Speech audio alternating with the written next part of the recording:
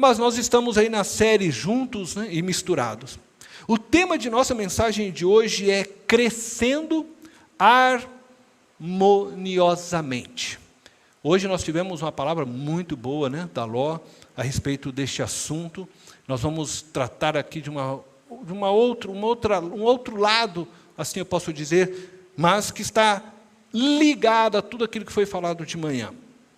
A Bíblia, ela é muito clara com relação à expectativa de Deus. Eu estou falando da expectativa de Deus em relação a nós, seres humanos.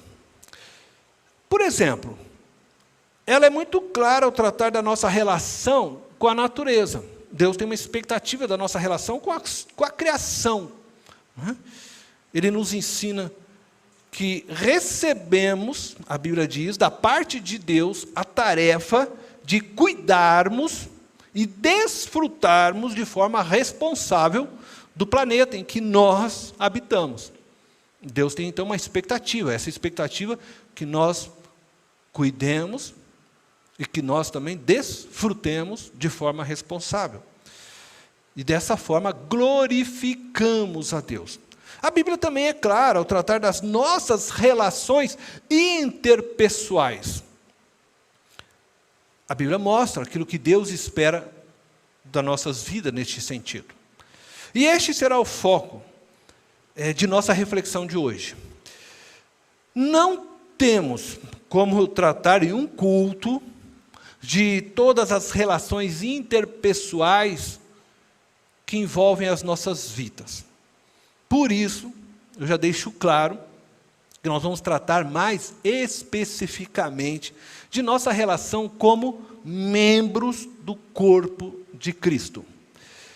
O primeiro ponto que eu gostaria de destacar é que a Bíblia nos ensina que servimos uns aos outros quando amamos o outro. Então eu estou dizendo que a expectativa de Deus com relação às nossas relações aqui como igreja, como corpo de Cristo, como irmãos, é de que nós nos amemos. Servimos uns aos outros quando amamos o outro. Paulo escreve aos Gálatas as seguintes palavras. Em Gálatas capítulo 5, verso 13 e verso 14. Irmãos, ele está escrevendo à igreja, vocês foram chamados para a liberdade, mas não usem a liberdade para dar ocasião à vontade da carne. Pelo contrário, sirvam uns aos outros mediante o amor. Toda a lei se resume num só mandamento: ame o seu próximo como a si mesmo. O que está dizendo Paulo à igreja? Ele está dizendo que nós devemos usar nossa liberdade, liberdade essa que foi conquistada por Jesus na cruz, para servirmos uns aos outros. A liberdade, segundo o texto de Paulo e as palavras dele, não deve ser usada para satisfazermos nossas vontades pessoais, nossos egos. Não, a liberdade deve ser usada para servirmos uns aos outros. É isso que ele está dizendo. Eu sirvo o meu irmão, ou a minha irmã, né? Quando eu sacrifico a mim mesmo em amor. Por isso ele diz logo em seguida: ame o seu próximo como a si mesmo. Então, você precisa usar da sua liberdade para servir. E logo em seguida ele diz, então, ame o seu próximo. Está tudo amarrado. Então, nós servimos o outro quando eu abro mão da minha liberdade, isto é, eu sacrifico a minha liberdade, os meus desejos pessoais, o meu ego, os meus sonhos, muitas vezes, em amor ao outro. Às vezes eu teria que sacrificar meu tempo de descanso, meu tempo de lazer. Outras vezes, possivelmente, até mesmo abrir mão de um determinado trabalho para poder assistir a um irmão. para poder socorrer alguém que está em necessidade, que faz parte do corpo de Cristo. Então, eu abro mão da minha liberdade e vou servir aquele outro. Isto é demonstração de amor. É isso que Paulo está dizendo. E muitas vezes nós teremos que abrir mão, até mesmo dos nossos próprios direitos, da nossa justiça, em prol do corpo de Cristo, para que haja paz no corpo de Cristo. Por isso a Bíblia nos ensina, né? Para que cada um de nós faça todo o possível, no que depender de você, faça o possível para que a unidade do corpo se mantenha. E você então abre mão, sacrifica a si mesmo, para que essa unidade se mantenha. Paulo está afirmando, em outras palavras, que no sacrificar de nossa liberdade em prol do outro, cumprimos o mandamento. Ame o seu próximo como a si mesmo. Amar sempre envolve atitudes. Amar é um exercício que você pratica de atitude, de ação. Amar é mais do que palavras. Amar é agir em prol de algo, em prol do outro. E nós precisamos fazer isso em prol do corpo, de um bem comum de todos, maior do que nós mesmos. João descreve em seu evangelho este mesmo ensino de Paulo, que foi ensinado anteriormente por Jesus. Em João, no capítulo 15, no verso 16 e 17 do seu evangelho, está escrito as seguintes palavras, palavras de Jesus que ele deixou narrado. Vocês não me escolheram, mas eu os escolhi para irem e darem fruto. Fruto que permaneça, a fim de que o Pai lhes conceda o que pediram em meu nome. Este é o meu mandamento. Amem-se uns aos outros. Às vezes a gente lê e a gente não percebe, mas na verdade, o que Paulo estava dizendo é o que Jesus havia dito. Quando Jesus está dizendo, este é o meu mandamento, amem-se uns aos outros, ele está se referindo à expectativa de que seus discípulos fossem e dessem frutos. Vocês não me escolheram, eu vos escolhi para que vão e dão frutos. E logo em seguida ele está dizendo, este é o meu mandamento, amem-se uns aos outros. Então o fruto que ele está dizendo está relacionado com essa questão do amor. Quais são os tipos de frutos que permanecem? Frutos praticados em amor. O apóstolo Paulo depois fala isso lá em Coríntios. Ele diz que você pode até queimar seu corpo, mas se você fizer isso sem amor, de nada vale. Então o fruto que permanece é o fruto que é praticado com amor. E é o que Jesus, na verdade, está dizendo. Frutos de amor, volto a dizer novamente, são aqueles que são resultados do sacrifício de si mesmo. Por amor, Cristo sacrificou a si mesmo, por amor a você, por amor a mim, por amor à humanidade. Essa é a maior prova de amor. E ele se entregou quando nós não o amávamos. Ele se entregou quando nós ainda éramos inimigos. Mas ele foi e entregou a si mesmo, sacrificou-se inteiramente, plenamente, para que eu e você pudesse ter vida. Isso é fruto de amor. E aí ele diz para nós, 1 João 3,16. Assim como Cristo, em amor se sacrificou, o apóstolo João escreve lá, agora para que nós amemos como Cristo nos amou. Depois você pode ler 1 João 3,16. E eu quero chamar a atenção porque a expressão aqui no verso 16, a fim de que, quando então você lê lá, a fim de que o Pai lhes conceda o que pedirem em meu nome, a fim de que está amarrada a concessão do Pai. Então, as pessoas leem o texto, Jesus dizendo, né? Eu vos escolhi para irem e darem frutos, frutos que permaneçam. frutos de qualidade, frutos que têm amor, né, sustentando, a fim de que, algumas versões você vai ler, tudo quanto pedires em meu nome o Pai lhe conceda. As pessoas distorcem porque, na verdade, esse a fim de que está amarrando a condição daquilo que você vai pedir. A condição está ligada ao fruto que permaneça. Então, tudo quanto você pedir que o Pai lhe concederá está ligado a tudo que você pede, sacrificando a si mesmo. Essa oração o Pai vai ouvir.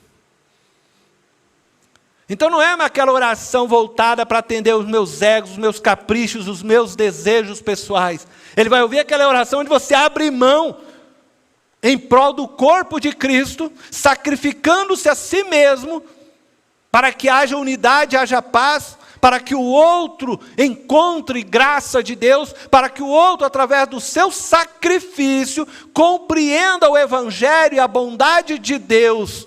Essa oração Deus vai ouvir. E é isso que Jesus está querendo dizer quando Ele fala, então tudo quanto você pedir, o Pai lhe concederá. Porque a sua oração vai projetar Cristo para o outro. Mas agora, se você está orando para Deus, faz justiça, pisa em cima daquele irmão porque ele foi infiel, está errado. Você não está pedindo um sacrifício seu próprio. Se você orar e falar, Senhor, aquele irmão pisou na bola comigo, mas eu quero pedir que abençoe a vida dele, me ajuda a amá-lo, me ajuda a demonstrar a tua graça, a tua bondade, me ajuda a abrir mão, Senhor, para que eu possa mostrar e glorificar o Senhor. E Deus vai ouvir sua oração. É disso que Jesus está dizendo. Então, o Pai conceder o que você pede está ligado a você dar fruto que permaneça é fruto de amor é fruto de sacrifício. É de abrir mão do ego, é de abrir mão dos seus próprios desejos pessoais, em resultado do bem maior que é o corpo de Cristo, a igreja de Cristo, a glória de Cristo. Nós vivemos para a glória de Cristo. Amém?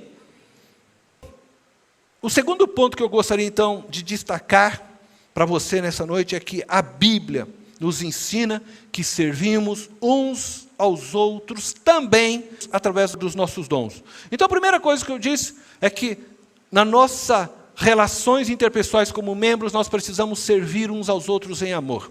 Agora eu quero que você entenda que também nós servimos através dos nossos dons. Servir por amor é sacrificar a si mesmo. E isso não exige de você dom nenhum. É uma atitude. Eu acho que isso ficou claro para nós. Eu não preciso ter dom algum para fazer isso. Eu preciso simplesmente amar. E todo crente tem que amar. Agora, nós estamos falando de servir o outro através do dom. O apóstolo Pedro escreveu as seguintes palavras. 1 Pedro 4, verso 10 e 11. Esse texto foi lido hoje pela manhã. Eu quero ler com vocês, destacar aqui somente algumas questões. 1 Pedro 4, 10 e 11. Cada um exerça o dom que recebeu. Deus não está pedindo para você exercer outro dom. Exerça o dom que recebeu para servir aos outros, administrando fielmente a graça de Deus em suas múltiplas formas. Então, cada um recebeu um dom. Hoje a Ló falou bem disso, então eu vou tentar ser muito mais rápido aqui nisso para me concentrar em outra parte. E eu digo para você, se você não assistiu a pregação da manhã, assista. Mas cada um de nós recebeu um dom. Cada um. Ninguém ficou sem receber algo de Deus. Cada um recebeu um dom. Esse dom foi dado a você para servir aos outros. E dons diferentes. Cada um recebeu um dom diferente. É disso que ele está falando. De administrarmos fielmente a graça de Deus em suas múltiplas formas. Porque cada um recebeu de forma diferente. E nós vamos nos completar quando nós exercemos esses dons e trabalhamos juntos com esses dons. Bom, aí ele diz assim, então. Aí ele vai mostrar essas diferenças e vai falar para servir. Se alguém fala, faça-o como quem transmite a palavra de Deus. Se alguém serve, faça-o com a força que Deus provê. De forma que em todas as coisas Deus seja glorificado mediante Jesus Cristo, a quem sejam a glória e o poder para todos sempre. Amém? tudo que Deus faz é para que Cristo seja glorificado. Tudo que está sendo trabalhado é a ação do Espírito Santo para que Cristo seja glorificado. Nada está sendo feito para você ser glorificado. Se você ainda está na igreja, assim, sabe com essa ideia, que eu quero ser estrela, top, sai da igreja. Porque aqui tudo que o Espírito Santo faz é para Cristo ser glorificado. Você está no lugar errado. Então entenda isso, porque toda a palavra é voltada para isso. A Bíblia mesmo fala que o Espírito Santo veio para glorificar o Filho. Ele não veio para ficar atendendo teus desejos, teus sonhos pessoais. Para. Então, tudo é para glorificar Cristo. Bom, hoje já foi dito de manhã, só vou aqui reafirmar, pontualmente rápido, como eu disse. Então, o apóstolo afirma que cada um de nós recebeu um dom para servir os outros. O dom nos foi dado com o fim, servir. Não podemos usar nossos dons para obtermos benefícios próprios, não nos foi dado para isso, como alguns fazem para ganhar dinheiro, ou qualquer outro tipo de benefício. Pois são frutos da graça de Deus para glorificar o Filho. E Pedro também nos ensina que esses dons são diferentes, habilidades diferentes, mas que contribuem todos para o desenvolvimento do corpo de Cristo, para glorificar o Filho. Bom, uma vez que nós já sabemos disso, né, nós temos um dom e temos que servir um ao outro, eu quero correr para uma outra parte. Eu quero ajudar você, que está aqui, aqueles que nos assistem pela internet, compreender a nossa participação, e aqui eu estou falando como pastor, e a sua como membro do corpo de Cristo, no desenvolvimento do corpo. E eu vou me deter então mais aqui, especificamente, tá? Compreendendo então nossa participação no desenvolvimento do corpo de Cristo. Para que nós possamos compreender nossa participação, eu vou então convidar você a me acompanhar na leitura do texto de Efésios, capítulo 4, do verso 11 ao verso 16. Nós veremos, através, então, das palavras do apóstolo Paulo, que existe um movimento harmonioso, gerado pelo Espírito Santo, todo este movimento orgânico de vida, é gerado pelo próprio Espírito de Deus, que produz, através deste movimento no corpo, crescimento de todo o corpo, na medida em que cada parte realiza a sua função. Na medida que você, com o seu dom, realiza a sua função dentro deste movimento que é realizado pelo Espírito Santo, todo o corpo vai crescendo ajustado, de forma harmônica. Então nós vamos ver isso passo a passo, através das palavras do apóstolo Paulo, verso a verso. Sem pressa, eu quero tentar mostrar isso para vocês. Então nós começamos pelo verso 11. E diz: e ele, Jesus, designou alguns para apóstolos, outros para profetas, outros para evangelistas, e outros para pastores e mestres. Então Paulo, ao escrever aqui sua carta à igreja de Éfeso, ele fornece uma lista de 5 ministérios. Ele não está preocupado em apresentar uma lista completa de ministério aos irmãos de Éfeso. Não que dentro do corpo de Cristo só tenha estes 5 ministérios. Mas ele está apresentando, isso nós precisamos entender, os 5 ministérios que dão sustentação à igreja, ao corpo de Cristo. Existem outros ministérios, mas esses são 5 ministérios que dão a sustentação para o corpo, para a igreja. Então, apóstolos. Apóstolos se refere a homens capacitados divinamente para lançar os fundamentos da igreja. Este ministério já não opera mais em nossos dias. Os apóstolos vieram, lançaram as bases, e depois Deus, como aconteceu, foram, né, muitos deles mártires na história. Aliás, né, todos, acho que só João, na verdade, né, que não morre como mártir, mas eles deixam os fundamentos para que aí esses outros ministérios agora que a gente vai falar prossigam no desenvolvimento do corpo. Mas o ministério apostólico já não existe mais. Profetas. Profetas se refere também a homens capacitados divinamente para orientar e corrigir os caminhos da igreja, a partir da revelação dada pelos apóstolos. Então os apóstolos lançaram as bases. Os profetas já existiam alguns na época dos apóstolos, a própria Bíblia cita alguns deles, né?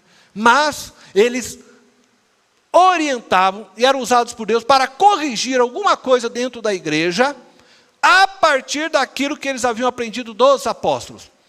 Eles não poderiam estar lançando fundamentos novos. Ninguém, na realidade, pode lançar fundamentos novos. Tá? Evangelistas.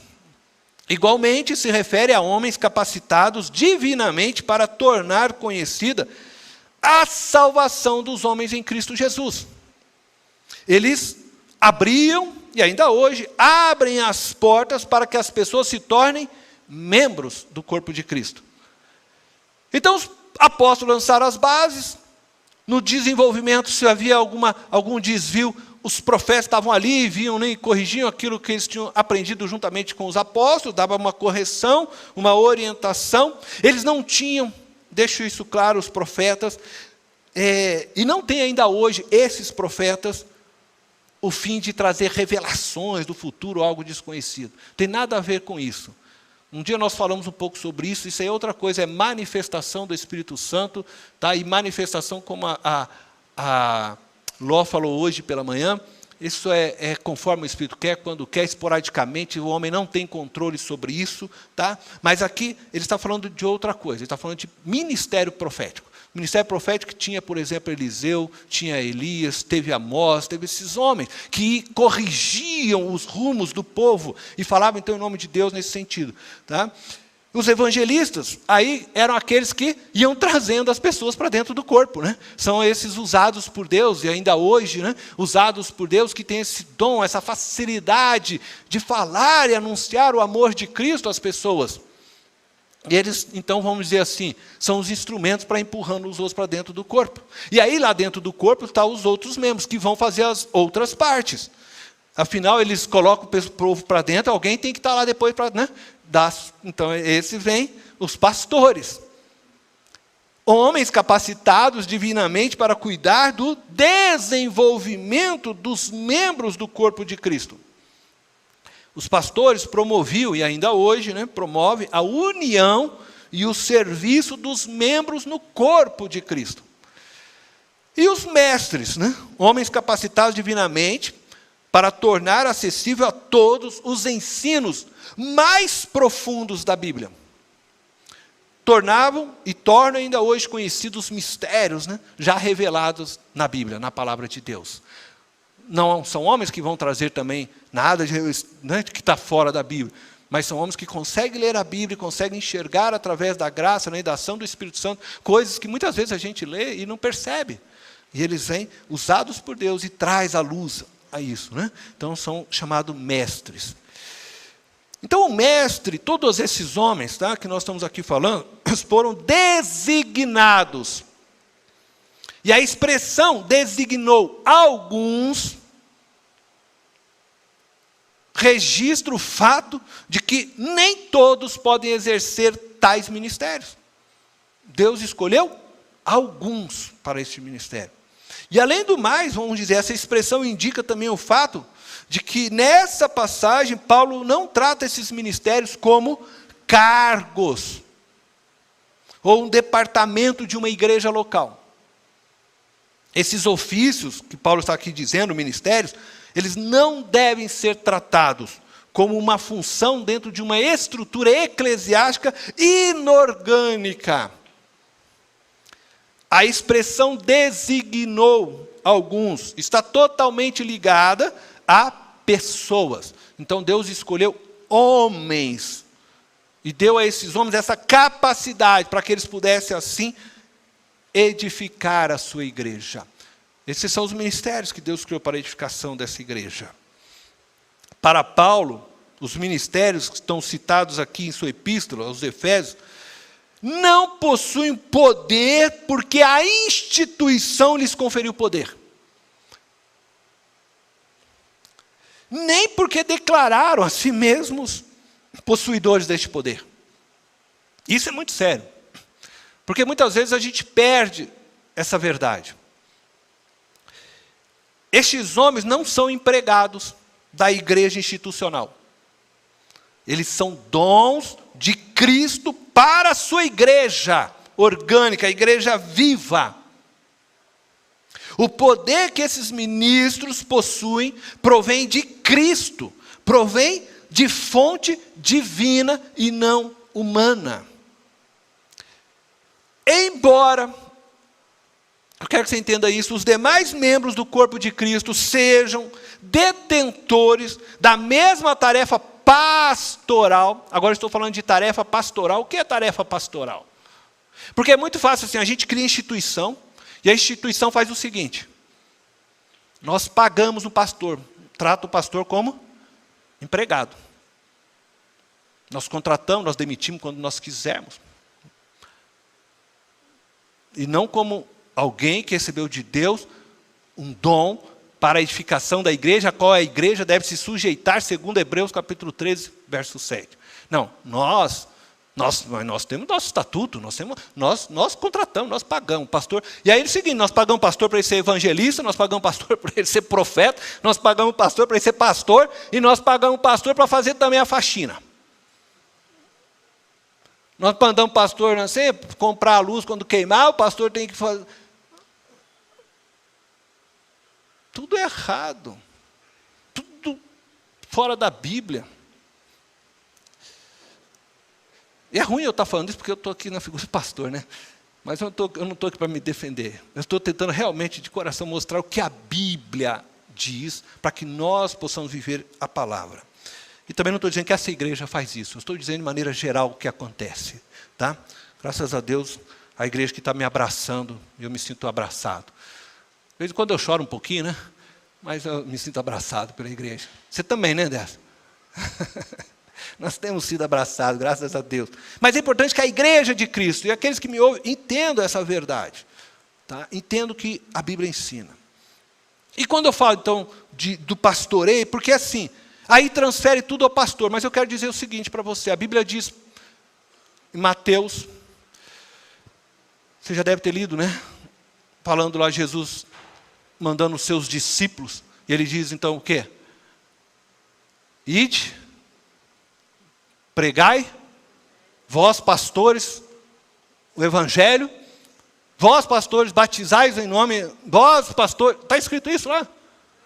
Ele manda os seus discípulos, todos os discípulos, todos aqueles que conhecem a Ele, vão e preguem, anunciem o evangelho, vão servir. Ah, mas está escrito também em vários outros textos bíblicos, eu vou só assim para vocês, né? Fala o seguinte: chorai uns com a vós, pastores, chorai com aqueles que choram. Vós, pastores, visitai aqueles que estão enfermos. Não tem isso. Por quê? Porque a igreja é um corpo que todos mutuamente trabalham e se pastoreiam juntos. O pastor tem uma outra função, e agora nós vamos entrar então na função do pastor. Bom, Paulo mostrou para nós que os 5 ministérios foram dados divinamente. Deus deu para a edificação da sua igreja. Então agora ele vai falar por que Deus deu. Versículo 12, Efésios 4, 12. Começa lá já assim, ó, com o fim. Então Deus deu 5 ministérios com o fim de preparar os santos para a obra do ministério. Então, pastor, apóstolos, profetas, evangelistas, pastores e mestres foram dados com o fim de preparar os santos. É para isso que nós estamos aqui. E equivocadamente a igreja acha que nós estamos aqui para ficar fazendo visita. Não. Não está. Embora a gente, como cristão, também façamos. O que vocês também devem fazer. Mas os membros da igreja, equivocadamente, acham que sempre é o pastor que tem que ir lá e orar em tal coisa. Se o pastor não orar, não acontece. Não tem nada disso. Afinal, a tarefa do pastor, segundo diz o apóstolo Paulo, é com o fim de preparar os santos. Os santos são os membros da igreja. É você que está aqui hoje, sentado aqui me ouvindo, aqueles que estão acompanhando pela internet. Os santos são os membros da igreja. Então, eu e o pastor Décio estamos aqui para prepará-los. Agora, este preparo também tem uma finalidade, que ele diz assim, com o fim de preparar os santos para a obra do ministério. Então nós estamos aqui para prepará-los, para que vocês realizem a obra do ministério, a qual Cristo concedeu a vocês, e Deus deu dom a cada um de vocês, para que vocês realizem a obra. E esse serviço de vocês, agora preste atenção nisso, então você vê que Paulo está mostrando aqui uma escala de acontecimento, né? Um processo. Então os pastores vêm, preparam a igreja, preparam os santos, preparam vocês, eu e o Décio devemos fazer isso, para que vocês então façam e cumpram o ministério que Deus deu a cada um, exerçam o dom de vocês. E aí, isso faz o quê? Diz a continuação, para que o corpo de Cristo seja edificado. Esse é o serviço de vocês. Realizar a obra para que o corpo de Cristo seja edificado. O nosso é preparar vocês para realizar a obra para que o corpo de Cristo seja edificado.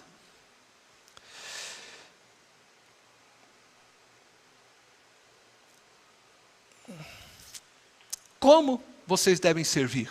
Talvez vocês estejam se perguntando. Nós falamos, eu fiz esse resuminho de uma forma rápida no início dessa mensagem. Lembra? Servir com amor, sacrificando e com os seus dons.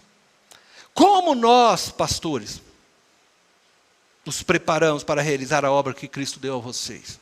Nós fazemos isso através da pregação, nós estamos fazendo isso agora, neste momento, ensinando a vocês a palavra de Deus. Fazemos isso também através dos aconselhamentos, fazemos isso através do gerenciamento dos ministérios da igreja. Assim, os capacitamos para que vocês pastoreiem uns aos outros e sejam luz para o mundo, para aqueles que não conhecem a Cristo. A palavra preparar aqui, ou aperfeiçoar, a palavra grega katartismos, ela tem que ser destacada neste texto, pois muitos pastores têm trabalhado apenas para manter os santos como estão. Então estes vão responder diante de Deus. Se eu, Cornélio, estiver aqui como pastor, simplesmente, eu vou lá domingo, eu prego, mas não estou preocupado em ajudar vocês a se desenvolver, a crescer, eu estou pecando contra o corpo e contra Cristo, porque é contra o corpo de Cristo. Aí eu estou pecando. E muitos pastores fazem isso. Muitos pastores vivem assim. Eles simplesmente querem ir tocando, como diz assim, tocando. Eles não brigam comigo, eu não brigo com eles, a gente vai vivendo assim de boa. Não é essa a ideia. E a gente pode crescer sem brigar também, Muitos se acomodaram na sua jornada. E não podemos, nós pastores não podemos nos acomodar. Nós não podemos, porque o corpo precisa se desenvolver, o corpo precisa crescer, e cabe a nós, Deus deu essa tarefa para nós. Então Paulo está dizendo que o pastor não recebeu poder ou autoridade de Cristo para apenas manter o rebanho como está. Não. Para Paulo é indiscutível que o pastor tenha que levar os santos ao aperfeiçoamento, ao desenvolvimento de sua salvação, de seu serviço. Mas quando nós, pastores, fazemos isso, a gente incomoda. E não tem jeito, aí eu peço perdão para vocês, mas eu tenho que incomodar. Porque eu quero que vocês cresçam. E ficar vivendo, fazendo a mesma coisa, não leva ao crescimento. Ah, mas eu estou 30 anos fazendo assim, eu estou 20 anos fazendo assim. Ah, mas... Para. Eu estou aqui para ajudar vocês a crescer, o pastor Décio também. Então, ouça aquilo que os pastores estão falando. E nos ajude também, porque nós estamos olhando para o bem de todo o corpo. Cabe a nós fazer isso. Está aqui na palavra. Cabe a nós ensiná-los e orientá-los a fim de que vocês possam empenhar melhor o papel e o dom que Deus deu a vocês. Por isso que muitas vezes o pastor pede um feedback. E não fica bravo se pedir um feedback. Precisamos. Porque precisamos disso para poder ajudar vocês a se desenvolverem. Agora, se não querem ser pastoreados, é um problema sério.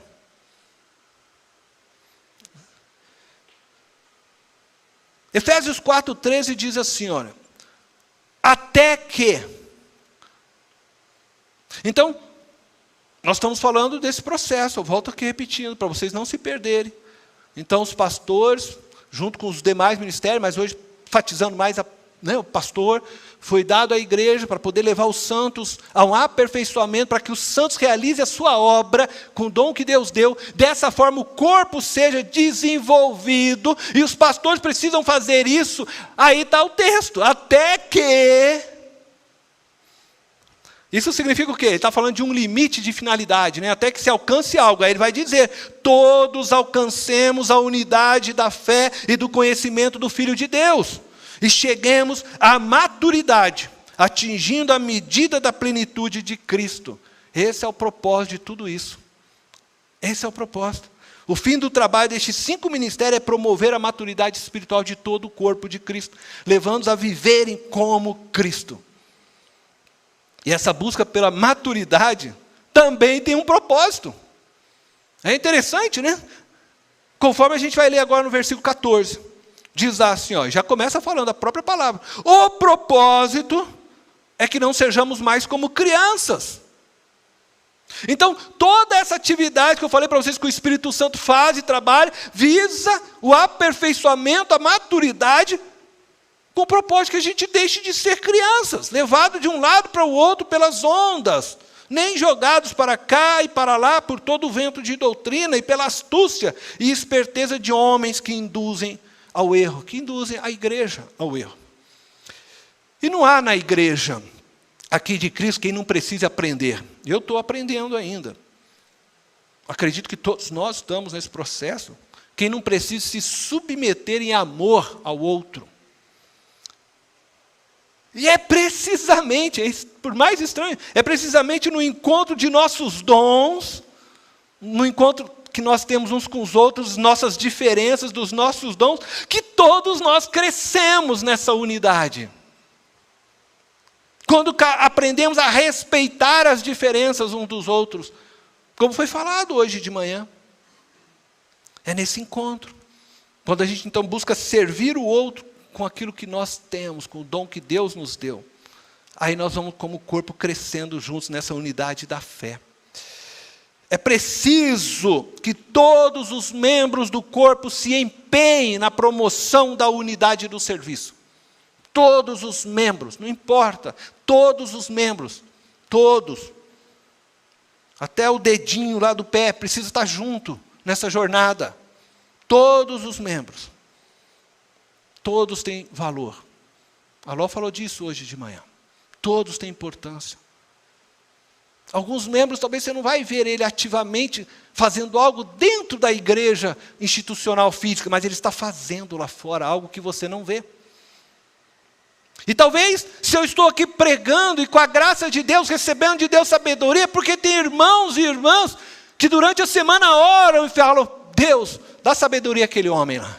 Ele precisa, para que ele possa nos ensinar.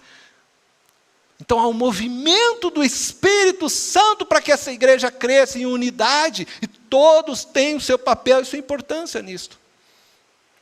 Então os méritos de estar aqui, os méritos daqueles que cantam, que tocam, não é maior do que de ninguém, porque no fim todos nos sustentamos no corpo, e o corpo é um só, e Cristo é o cabeça, e só Cristo deve ser glorificado, amém? E eu quero então concluir com as palavras do apóstolo Paulo, no verso 15 e 16. Efésios 4,15 diz, antes, seguindo a verdade em amor, cresçamos. Olha que palavra bonita, cresçamos em tudo naquele que é a cabeça, Cristo. Cresçamos, diz Paulo. Ele está falando de desenvolvimento, ele está dizendo que você não pode se acomodar no nível espiritual que você alcançou. Cresçamos, está dizendo também que você precisa cooperar, juntos, cresçamos juntos para o desenvolvimento do seu irmão em Cristo. Então cresçamos fala de crescimento de todos. O corpo só vai crescer harmoniosamente se todos se apresentarem para o serviço com seus dons. Se todos se apresentarem. Senão pode ter um crescimento fora. Se uma perna, né, você imagina, você está desenvolvendo, jovens, você está crescendo mais uma perna sua, pode acontecer isso, deficiência, a gente tem. E uma perna resolve não crescer. Aí se você tem uma perna mais curta, você vai ver a pessoa andando, não é assim? Porque não houve um crescimento harmonioso. Então, todo o corpo precisa se juntar e todos crescendo juntos, para a glória dele. Aí diz o verso 16, dele todo o corpo, ajustado e unido pelo auxílio de todas as juntas, cresce e edifica-se a si mesmo em amor, na medida em que cada parte realiza a sua função. Glória a Deus, na medida que cada parte realiza a sua função. Se não construímos a igreja como equipe, onde todos trabalham juntos, entendendo a sua função, nós podemos estar construindo sim uma igreja desajustada, desfigurada. E dessa forma nós não iremos glorificar a Cristo. Um corpo desajustado, desequilibrado, sem harmonia, possivelmente terá pouco tempo de vida.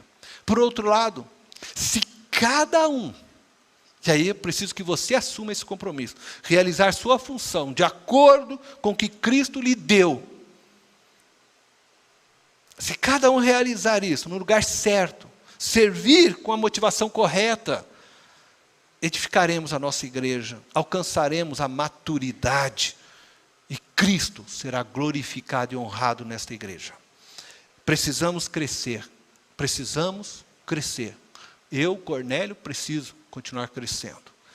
E precisamos crescer harmoniosamente, em paz. Em paz. Sacrificando-nos em prol da unidade. Juntos. Crescer juntos. Todos crescendo ao mesmo tempo. Mas para isso é importante que você participe de todas as atividades juntos. Para crescer juntos. E misturados. De forma que as nossas diferenças se completem, contribuindo dessa forma para o crescimento pleno de todo o corpo. Este crescimento só é possível quando servirmos uns aos outros em amor e com os nossos dons. Precisamos deixar que o Espírito Santo de Deus nos conduza em todo o tempo, pois Ele nos fará dar os frutos de amor que Cristo espera de nós. Essa é a expectativa de Deus. Quero convidar você a fechar os teus olhos.